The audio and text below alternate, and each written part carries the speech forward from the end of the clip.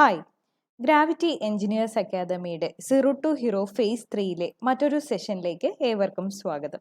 Zero to hero phase 3യുടെ ലാസ്റ്റ് വീക്കാണിത്. ലാസ്റ്റ് വീക്കിൽ നമ്മൾ ഡിസ്കസ് ചെയ്യുന്ന സബ്ജക്ട് ഹൈഡ്രോളിക്സ് ആൻഡ് ഇറിഗേഷൻ ആണ്. ഇന്നത്തെ സെഷനിൽ നമ്മൾ നോക്കുന്ന topic fluid properties and pressure measurement ആണ്. നമ്മുടെ സീറോ ടു ഹീറോ എല്ലാ ഫേസസിൻ്റെയും നോട്ട്സ് നമ്മുടെ ആപ്ലിക്കേഷനിൽ അവൈലബിൾ ആണ്. അതുപോലെ ക്വസ്റ്റ്യൻസും അവൈലബിൾ ആണ്. ആപ്ലിക്കേഷൻ ഇതുവരെ ഡൗൺലോഡ് ചെയ്യാത്തവരുണ്ടെങ്കിൽ നമ്മുടെ ഡെസ്ക്രിപ്ഷനിലുള്ള ലിങ്ക് യൂസ് ചെയ്ത് ഡൗൺലോഡ് ചെയ്യാം. സോ നമുക്ക് ഇന്നത്തെ സെഷനിലേക്ക് പോവാം. Fluid properties and pressure measurement. So നമ്മൾ ഫസ്റ്റ് നോക്കുന്ന ടേം എന്ന് പറയുന്നത് ഫ്ലൂയിഡ് ആണ്. എന്താണ് fluid? It is the substance which continuously deform when acted upon by a shear stress. ഈ ഒരു പെർട്ടിക്കുലർ സബ്സ്റ്റൻസിലേക്ക് നമ്മൾ ഷിയർ സ്ട്രെസ് കൊടുക്കുകയാണെങ്കിൽ അത് കാരണം അവിടെ ഒരു കണ്ടിന്യൂസ് ഡീഫർമേഷൻ ഉണ്ടാകുന്നുണ്ട് എങ്കിൽ ആ സബ്സ്റ്റൻസിനെയാണ് ഫ്ലൂയിഡ് എന്ന് പറയുന്നത്. സോ ഷിയർ സ്ട്രെസ് കൊടുക്കുന്നു, ഷിയർ സ്ട്രെസ് കൊടുക്കുന്നത് കാരണം ആ ഒരു സബ്സ്റ്റൻസ് കണ്ടിന്യൂസ് ആയിട്ട് ഡീഫർമേഷൻസ് ഉണ്ടാകുന്നു. ഫ്ലൂയിഡ് മെക്കാനിക്സിനെ നമുക്ക് fluid statics, fluid kinematics, fluid dynamics എന്നിങ്ങനെ മൂന്നായിട്ട് ഡിവൈഡ് ചെയ്യാം. ഫ്ലൂയിഡ് സ്റ്റാറ്റിക്സ് എന്ന് പറയുന്നത് it is the study of fluids at rest. റെസ്റ്റിലിരിക്കുന്ന ഫ്ലൂയിഡ്സിനെ കുറിച്ചുള്ള സ്റ്റഡീനെയാണ് ഫ്ലൂയിഡ് സ്റ്റാറ്റിക്സ് എന്ന് പറയുന്നത്. And next is fluid kinematics ആണ്. ഫ്ലൂയിഡ് കൈനമാറ്റിക്സ് എന്താണ്? മോഷനിലിരിക്കുന്ന ഫ്ലൂയിഡ്സിനെ കുറിച്ചുള്ള സ്റ്റഡിയാണ്, എന്നാൽ without considering the forces causing the motion. ഈ ഒരു മോഷന്, ഫ്ലൂയിഡിന്റെ മോഷന് കാരണമാകുന്ന ഫോഴ്സസിനെ നമ്മൾ ഈ ഒരു സ്റ്റഡിയിൽ കൺസിഡർ ചെയ്യുന്നില്ല.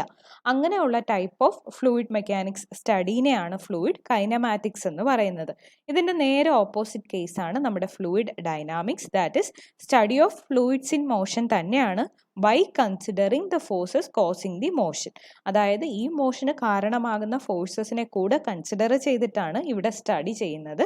അതുകൊണ്ടാണ് അതിനെ ഫ്ലൂയിഡ് ഡൈനാമിക്സ് എന്ന് പറയുന്നത്. അതായത് ഫോഴ്സിനെ കൺസിഡർ ചെയ്യുന്നുണ്ട്. സോ ഫ്ലൂയിഡ് എന്താണെന്ന് പറഞ്ഞു. ആൻഡ് ഫ്ലൂയിഡ് മെക്കാനിക്സിനെ fluid statics, fluid kinematics, fluid dynamics എന്നിങ്ങനെ ഡിവൈഡ് ചെയ്യുന്നുണ്ട് എന്നും പറഞ്ഞു.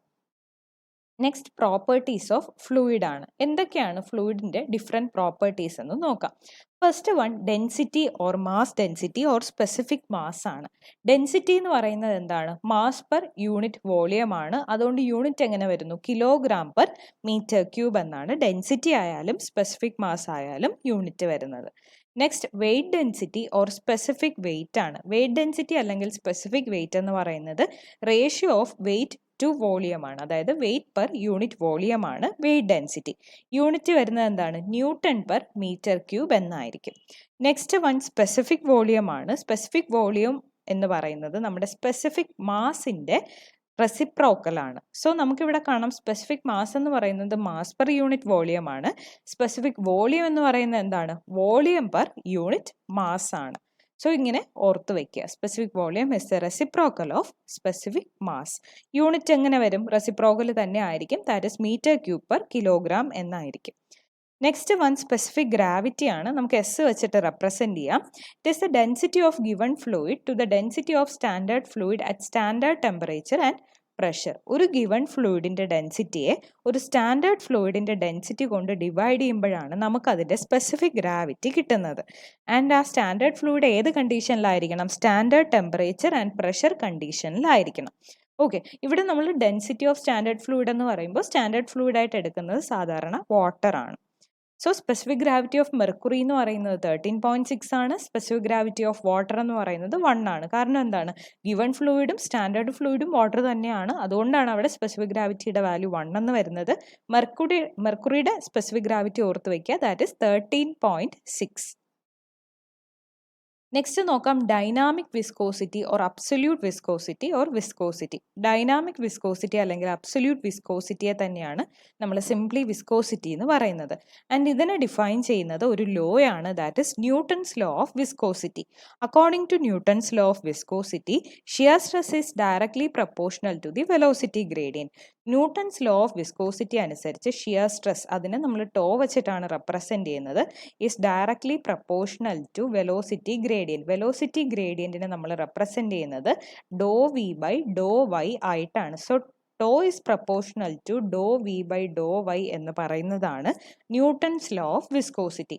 ഇവിടെ ഷിയർ സ്ട്രെസ് എന്ന് പറയുന്നത് ടോ ആണ്, do V by do y ആണ് വെലോസിറ്റി ഗ്രേഡിയൻറ്റ്. വെലോസിറ്റി ഗ്രേഡിയൻറ്റിനെ തന്നെ നമുക്ക് rate of change of angular deformation എന്ന് വേണമെങ്കിലും പറയാം.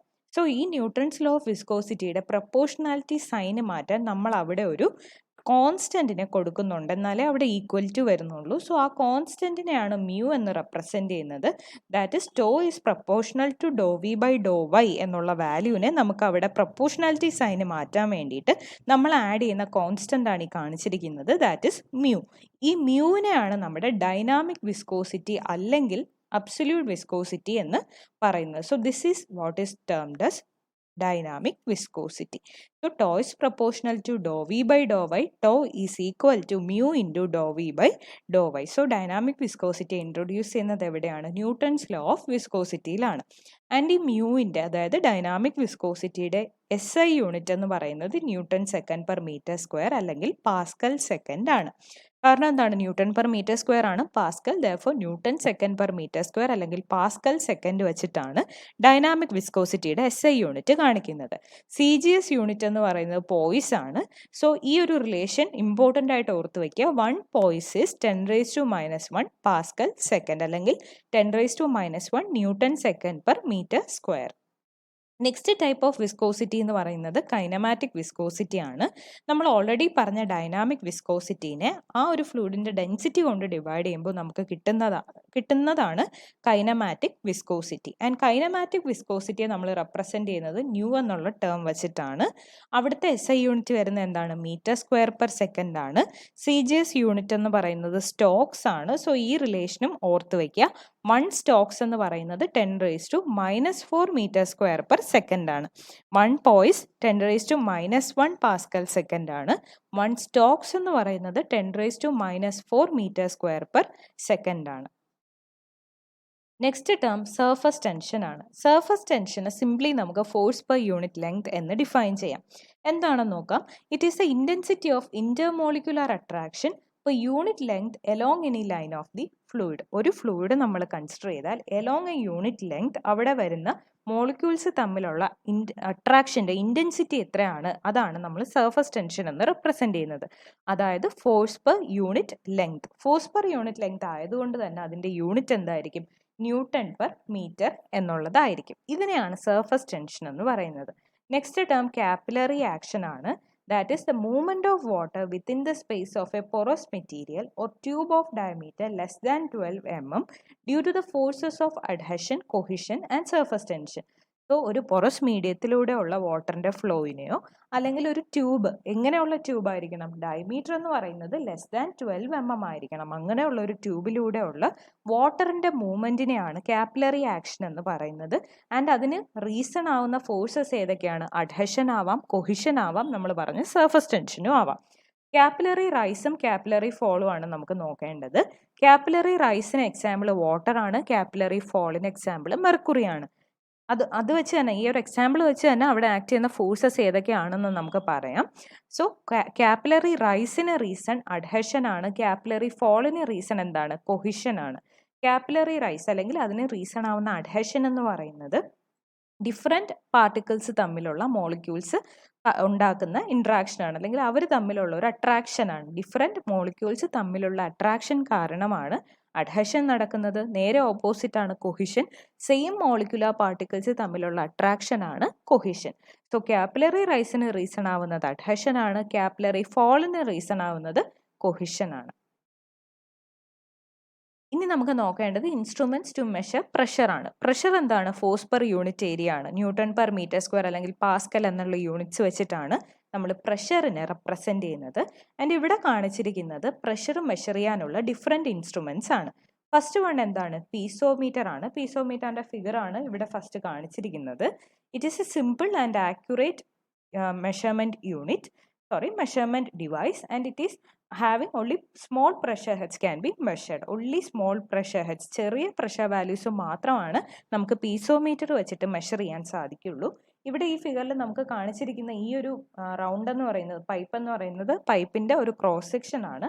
അതിൻ്റെ ഇൻറ്റീരിയർ പാർട്ടിലെ എ എന്ന് പറയുന്ന പോയിന്റിലെ പ്രഷറാണ് നമുക്ക് ഡിറ്റർമിൻ ചെയ്യേണ്ടതെങ്കിൽ ആ ഒരു ലെവലിൽ തന്നെ നമ്മളൊരു ട്യൂബ് കണക്ട് ചെയ്യുന്നു. അതിനെയാണ് പീസോമീറ്റർ ട്യൂബ് എന്ന് പറയുന്നത്. ആൻഡ് ഈ പീസോമീറ്റർ ട്യൂബിലേക്ക് ഈ വാട്ടർ റൈസ് ചെയ്യുന്ന ഹൈറ്റ് ആണ് ഇവിടെ എച്ച് എന്ന് കാണിച്ചിരിക്കുന്നത്. അങ്ങനെയാണെങ്കിൽ ഈ എ എന്ന് പറയുന്ന പോയിന്റിലെ പ്രഷറിനെ നമുക്ക് എങ്ങനെ ഡിഫൈൻ ചെയ്യാം? റോ ജി എച്ച് ആണ്. റോ എന്ന് പറയുന്നത് ഇതിൽ എന്ത് ഫ്ലൂയിഡ് ആണോ ഉള്ളത് ആ ഫ്ലൂയിഡിന്റെ ഡെൻസിറ്റി ആണ്. ജി എന്ന് പറയുന്നത് ആക്സിലറേഷൻ ഡ്യൂ ടു ഗ്രാവിറ്റി ആണ്. ആൻഡ് എച്ച് എന്ന് പറയുന്നത് എന്താണ്? ഈ ഒരു ഹൈറ്റ് ആണ്. എത്രത്തോളം വാട്ടർ റൈസ് ചെയ്തു പോയി എന്നുള്ളൊരു ഹൈറ്റ് ആണ്. ഈ ഒരു പെർട്ടിക്കുലർ ലെവലിൽ നിന്ന് എത്രത്തോളം വാട്ടർ റൈസ് ചെയ്തു എന്നുള്ളൊരു ഹൈറ്റ് ആണ് എച്ച് ആയിട്ട് എടുക്കുന്നത്. സോ ഇതൊരു സിമ്പിൾ ഇൻസ്ട്രുമെന്റ് ആണ്, ആക്യുറേറ്റ് ഇൻസ്ട്രുമെന്റ് ആണ്. ആൻഡ് ഇവിടെ നമുക്ക് സ്മോൾ പ്രഷർ ഹെഡ്സ് മാത്രമാണ് മെഷർ ചെയ്യാൻ സാധിക്കുകയുള്ളൂ. നെക്സ്റ്റ് വൺ യൂട്യൂബ് മാനോമീറ്റർ ആണ്. ഇവിടെ നമുക്ക് കാണാം ഒരു പൈപ്പിന്റെ ഒരു ക്രോസ് സെക്ഷൻ കാണിച്ചിട്ടുണ്ട്. അവിടെ ഒരു പെർട്ടിക്കുലർ പോയിന്റ് എ എന്ന് പറയുന്ന ഒരു പോയിന്റ് ഉണ്ട്. ആ പോയിന്റിലെ പ്രഷർ നമുക്ക് മെഷർ ചെയ്യണമെങ്കിൽ അവിടെ നമ്മൾ ഒരു യു ഷേപ്ഡ് ആയിട്ടുള്ള ഒരു ട്യൂബ് കണക്ട് ചെയ്യും. അതിനെയാണ് യൂട്യൂബ് മാനോമീറ്റർ എന്ന് പറയുന്നത്. Next one single column manometer ആണ്. സിംഗിൾ കോളം മാനോമീറ്ററും വെരി ലോ പ്രഷർ മെഷർമെന്റിന് വേണ്ടിയിട്ട് യൂസ് ചെയ്യുന്ന ടൈപ്പ് ഓഫ് മാനോമീറ്റർ ആണ്. മാനോമീറ്റർ എന്ന് പറയുന്നത് പ്രഷർ മെഷറിംഗ് ഇൻസ്ട്രുമെന്റ് എന്നാണ് അർത്ഥം. സോ സിംഗിൾ കോളം മാനോമീറ്ററിന്റെ ഫിഗർ ആണ് ഇവിടെ കാണിച്ചിരിക്കുന്നത്. ഇവിടെ നമുക്ക് കാണാം ഈ സിംഗിൾ കോളം മാനോമീറ്റർ എന്ന് പറയുമ്പോൾ അതിന് കൂടെ ഒരു റിസർവോയർ പ്രൊവൈഡഡ് ആയിരിക്കും.